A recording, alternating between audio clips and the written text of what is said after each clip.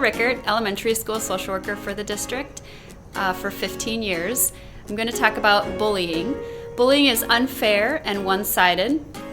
It happens when someone keeps hurting, frightening, threatening, or leaving someone out on purpose.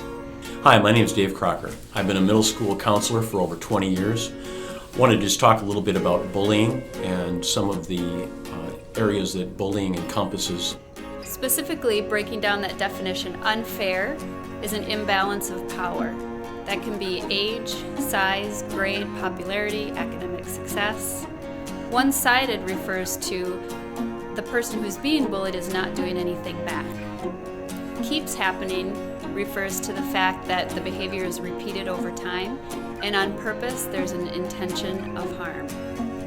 One of the things in the middle school that we try to keep as our ultimate goal when it comes to bullying is to change the behavior for students and for them to be able to gain positive interpersonal skills. Bullying can be physical, so hurting somebody's body or belongings, verbal, which would be name-calling, or social, which could be exclusion. One of the things that we do see a lot of in middle school is cyberbullying, and this happens most of the time outside of the school, yet it carries over into the school day, and that's when we get involved. One of the things we look at is that there's many things that students are involved in now: Snapchat, Instagram, Facebook, ooVoo. Those are some of the current popular social media sites, and in months to come we know that there will be many more that will pop up. So one of the aspects of when we're dealing with cyberbullying also is we educate parents. We often tell parents, please be vigilant as to what site your student is using, and also have discussions about what constitutes positive media citizenship. If you feel that you are being bullied, ask the person to stop. If that doesn't work, talk to a trusted adult at school or report it to a parent at home. Don't keep it inside. It's important that someone else knows it's happening.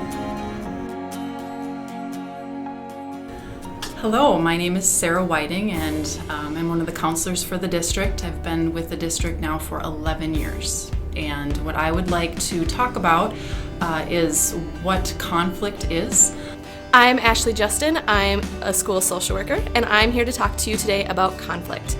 Conflict is a disagreement that happens when people want two different things.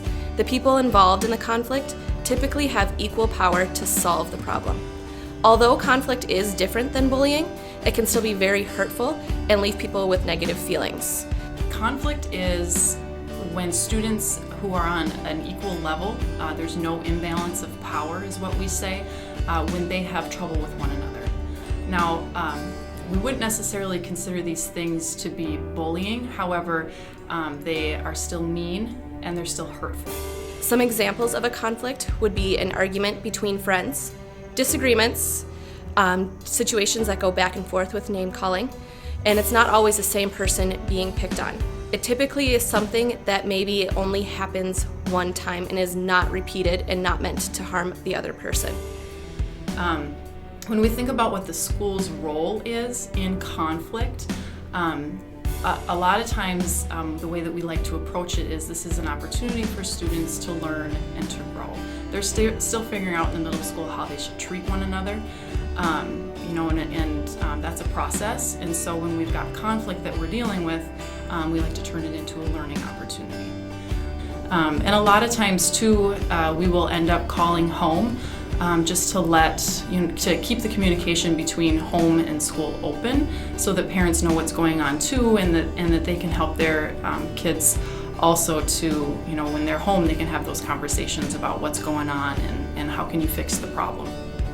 Some things you can do if you are experiencing conflict is trying to solve it with the other person yourself, and if it is not getting better, then find a trusted adult you can talk to. Do your best not to talk with your friends and your peers about the conflict, and rather than talking to friends and peers, seek help from an adult if you do need to talk about it and want some help.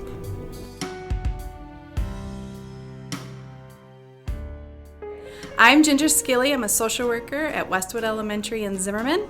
I'm going to talk a little bit about harassment. Harassment is a legal term for specific behaviors related to protected classes such as race, gender, sexual orientation. These behaviors are hurtful, and they only need to happen once to be considered harassment. However, oftentimes they will happen repeatedly.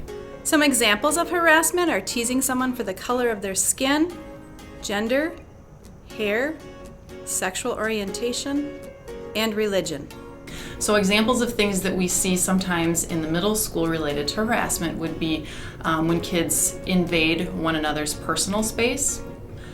Sometimes we'll hear comments regarding sexual orientation, whether that sexual orientation is real or whether it's perceived.